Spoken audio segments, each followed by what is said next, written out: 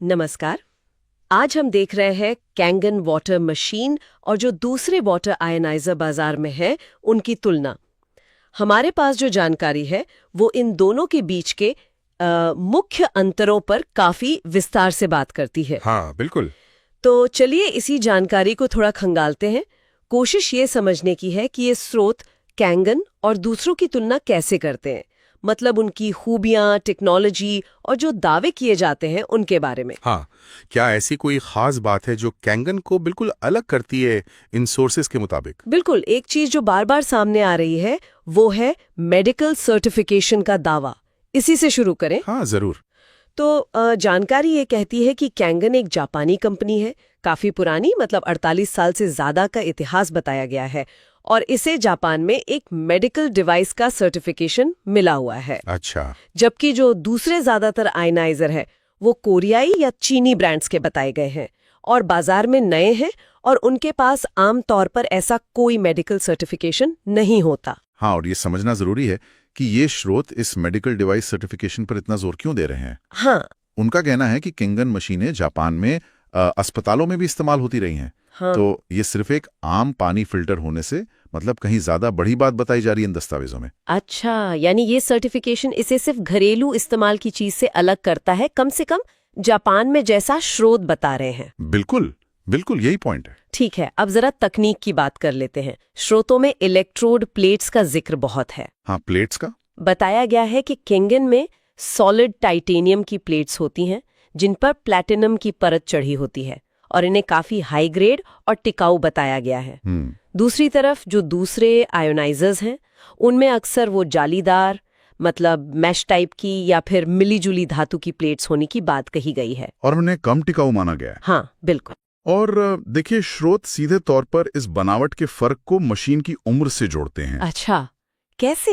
वो दावा करते हैं कि कैंगन मशीनें 15 से 25 साल या शायद उससे भी ज्यादा चल सकती हैं, जबकि बाकी की उम्र 5-10 साल या उससे भी कम हो सकती है। अरे बाप रे, 15-25 साल, ये तो बहुत ज्यादा फर्क है। हाँ, काफी बड़ा दावा है। और पानी की गुणवत्ता के मामले में भी स्रोत कैंगन के हाई नेगेटिव ओआरपी का जिक्र करते हैं। ओआरपी मतलब ऑक्सीडेशन रिडक्शन पोटेंशियल? जी हाँ, वो -850 MV तक जा सकता है, ऐसा कहा गया है। स्रोतों के मुताबिक इसका मतलब है मजबूत एंटीऑक्सीडेंट क्षमता, मतलब शरीर में फ्री रेडिकल्स को कम करने में मदद। एंटीऑक्सीडेंट क्षमता। जबकि दूसरे आयनाइजरों का ओआरपी अक्सर कम नेगेटिव होता है, यानी उनकी एंटीऑक्सीडेंट शक्ति कम बताई गई है। तो कैंगन के लिए मजबूत एंटीऑक्सीडेंट क्षमता का दावा हो रहा है उस ओआरपी नंबर के आधार पर, और बनने वाले पानी के प्रकारों में भी बड़ा अंतर बताया गया है ना? हाँ, ये भी एक बहुत अहम पॉइंट है। दस्तावेज कहते हैं कि कैंगन मशीन 7 तरह का पानी बना सकती है। 7 तरह का? हाँ, इसमें वो ब्यूटी वाटर है, और बहुत ज्यादा एसिडिक पानी यानी pH 2.5 वाला, और बहुत ज्यादा एल्कलाइन पानी pH 11.5 वाला भी शामिल है। अच्छा। जबकि ज्यादातर दूसरे आयोनाइजर इन स्रोतों के हिसाब से आमतौर पर केवल 2 से 4 तरह का पानी ही बना पाते हैं, और उनका pH दायरा भी अक्सर सीमित होता है, जैसे शायद 5.0 से 10.0 के बीच। और वो जो खास pH लेवल हैं 2.5 और 11.5, उनके कुछ अनोखे इस्तेमाल भी बताए गए हैं। बिल्कुल। जैसे कि pH 2.5 वाला पानी वो कीटाणुनाशक जैसा, और pH 11.5 वाला सफाई के लिए। ये क्षमताएं दूसरों में नहीं बताई गई इन स्रोतों में। सही कहा। स्रोत दरअसल यही कहते हैं कि दूसरे आयोनाइजरों की कुछ सीमाएं हैं। जैसे कि वे उतने ज्यादा एसिडिक, मतलब 2.5 pH, या उतने ज्यादा अल्कलाइन 11.5 pH वाला पानी नहीं बना सकते। शायद उनके pH या ORP लेवल उतने स्थिर ना हो, और उनमें वो लंबे समय तक चलने वाली विश्वसनीयता या रीसेल वैल्यू की कमी हो सकती है।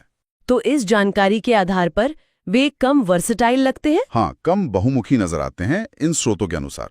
अब जरा लागत और बिजनेस मॉडल पर आते हैं। इसका जिक्र भी है। कैंगन मशीनें महंगी बताई गई हैं, तो स्रोत इसकी वजह क्या बताते हैं? हाँ, महंगी तो है। वजहें जो बताई गई हैं वो हैं उनकी कथित गुणवत्ता, मजबूती, ये अलग अलग तरह का पानी बनाने की क्षमता, वो मेडिकल सर्टिफिकेशन वाली बात, और साथ ही एक ग्लोबल डायरेक्ट सेलिंग बिजनेस का मौका भी जुड़ा है। अच्छा, बिजनेस का एंगल भी है। हाँ, जबकि दूसरे आयोनाइजर्स शायद शुरू में सस्ते हों, लेकिन स्रोत उन्हें कम फीचर वाला और आमतौर पर बिना किसी खास बिजनेस मॉडल वाला बताते हैं। तो ऐसा लग रहा है कि स्रोत कैंगन को सिर्फ एक प्रोडक्ट की तरह नहीं देख रहे, बल्कि उसे स्वास्थ्य और शायद बिजनेस में भी एक लंबे समय के निवेश के तौर पर पेश कर रहे हैं, भले ही उसकी कीमत ज्यादा हो। हाँ, यही निष्कर्ष निकलता उन दस्तावेजों से। ठीक है, तो इस सारी बातचीत का निचोड़ क्या है? अगर हम इन स्रोतों को देखें तो कैंगन और अन्य आयोनाइजरों के बीच सर्टिफिकेशन में फ़र्क है, इस्तेमाल की गई टेक्नोलॉजी, खासकर वो प्लेट्स वाली बात, बनने वाले पानी के प्रकार और उनकी खासियतें, उनका कथित टिकाऊपन और कीमत और बिजनेस मॉडल, इन सब में काफ़ी महत्वपूर्ण अंतर बताए गए हैं। बिल्कुल, संक्षेप में यही बातें हैं।